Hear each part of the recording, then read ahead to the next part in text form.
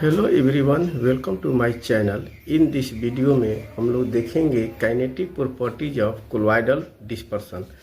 The study of kinetic properties. सबसे पहले देख रहे हैं काइनेटिक प्रॉपर्टीज होता क्या है। तो वैसा प्रॉपर्टी जो कोलॉइडल पार्टिकल के मूवमेंट के चलते एराइज होता है, that properties is called kinetic properties. The study of kinetic properties of colloidal dispersion is important and helpful in predicting the stability of a system, determine the molecular weight of particles, and study the transport kinetics of the colloidal particles। यानी कि हम लोग kinetic property को use करके हम लोग predict कर सकते हैं कि जो हमारा डिस्पर्सन सिस्टम है, कोलॉइडल सिस्टम है, कितना स्टेबल रहेगा कि नहीं रहेगा। और molecular weight of the polymer का भी हम लोग डिटरमाइन कर सकते हैं, पार्टिकल्स का भी डिटरमाइन कर सकते हैं। ठीक है।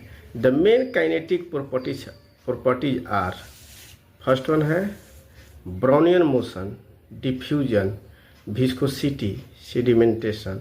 वन बाय वन करके हम लोग देखते हैं ब्राउनियन मोशन क्या होता है। First of all, Brownian motion.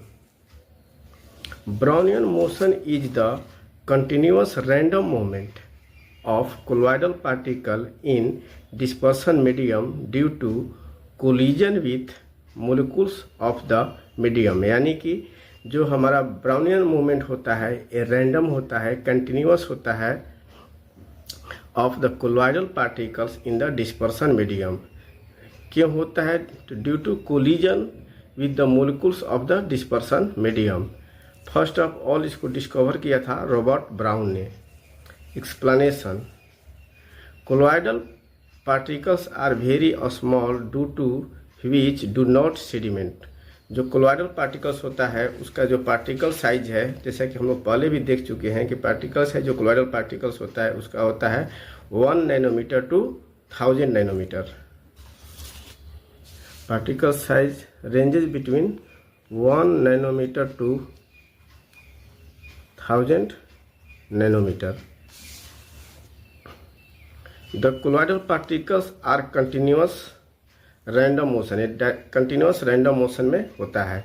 Brownian motion may be exhibited by the particles as large as 5 micron, यानी कि 5 माइक्रोन तक का पार्टिकल्स ब्राउनियन मोशन को शो कर सकता है। Thermal energy keep the particle in motion. Thermal energy इसके लिए रिस्पॉन्सिबल होता है for continuous movement of the colloidal particles.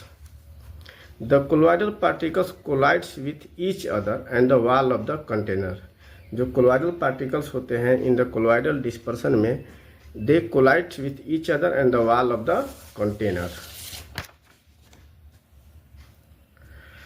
Brownian movement can be view by ultra microscope, यानी कि अल्ट्रा माइक्रोस्कोप के मदद से हम लोग ब्राउनियन मोशन को सी और ऑब्जर्व कर सकते हैं। Brownian motion can be decrease और stopped by increasing the viscosity of the medium. यानी ब्राउनियन मोशन को हम लोग स्टॉप या डिक्रीज कर सकते हैं by increasing the viscosity of dispersion medium by adding the glycerine. Example, smoke particles moving randomly in air, that यानी कि स्मोक पार्टिकल्स है जो ब्राउनियन मूवमेंट शो करता है इन द एयर में। सेकेंड प्रॉपर्टी जिसका देखते हैं डिफ्यूजन। डिफ्यूजन होता क्या है? तो diffusion is the movement of particles from a region of higher concentration to a region of lower concentration until the equilibrium is reached या अचीव्ड। यानी कि डिफ्यूजन में कोलॉइडल पार्टिकल्स मूव करता है from the higher concentration to the lower concentration until the equilibrium is achieved. Cause, इसका कारण क्यों होता है? तो it is direct result of Brownian motion. ये ब्राउनियन मोशन के कारण कोलॉइडल पार्टिकल्स मूव करते हैं higher concentration region to the lower concentration region. इसका एग्जाम्पल हो जाएगा perfumes spreading in a room में। अगर हम लोग परफ्यूम को स्प्रे करते हैं तो पूरे रूम में क्या होता है? स्प्रेड हो जाता है due to Brownian motion. Fick's first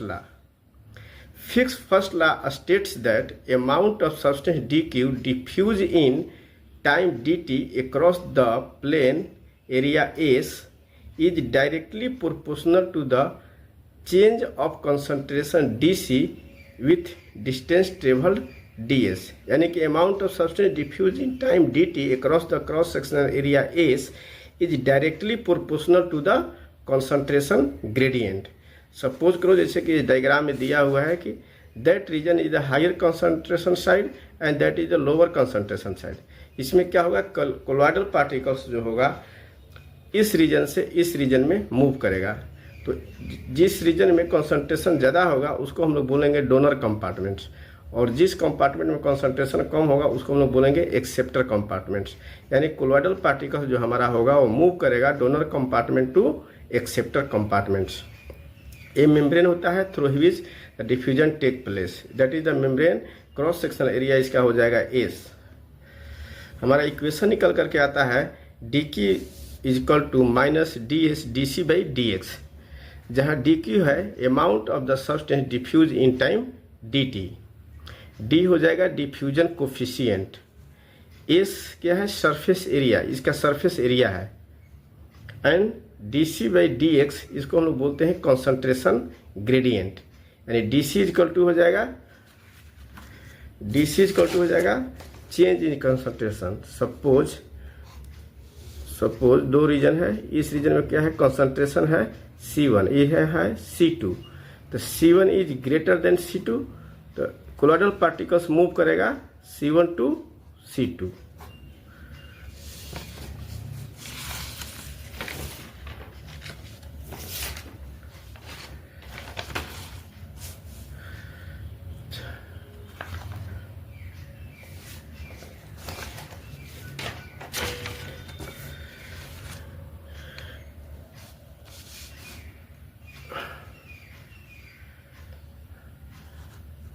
dq is equal to minus d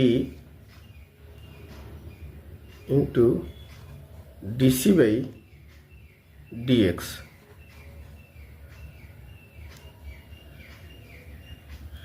negative sign in the equation represent करता है the movement of colloidal particles from the higher concentration region to the lower concentration region in this equation. Negative sign show diffusion occurs from a high concentration to low concentration. Diffusion coefficient equation. Diffusion coefficient relationship is used to determine the molecular weight of the polymer. इस equation को हम लोग use करके किसी भी polymer का molecular weight को determine कर सकते हैं. Where D is equal to diffusion coefficient of polymers, जिसका यूनिट होगा ऐसा यूनिट होगा मीटर स्क्वायर पर सेकेंड. इसमें जो R है मोलर गैस कांस्टेंट, R है molar gas constant. T absolute temperature measure करेंगे केल्विन में. एटा, इसको एटा बोलते हैं viscosity of dispersion medium, unit होगा pascal second. N is the Avogadro number, Avogadro number जो होता है 6.023 गुने 10 to power 23. Avogadro number is the number, ये यूनिट लेस होगा. M is the molecular weight of the polymers, AMU atomic mass unit. And the V represent the partial specific volume of particles, जो volume का unit होगा वो metre cube में होता है. The diffusion coefficient measure by mobility of dissolve molecules. Viscosity of dispersion is determined by a capillary viscometer, यानी capillary viscometer को use करके हम लोग मीडियम का विस्कोसिटी को डिटरमाइन कर सकते हैं. डिस्पर्सन मीडियम जो होगा चाहे डिस्पर्सन सिस्टम होगा उसको विस्कोसिटी को हम लोग कैलकुलेट कर सकते हैं बाई कैपिलरी विस्कोमीटर के द्वारा, जिसका एग्जाम्पल होता है Ostwald viscometer. Viscosity of colloidal dispersion.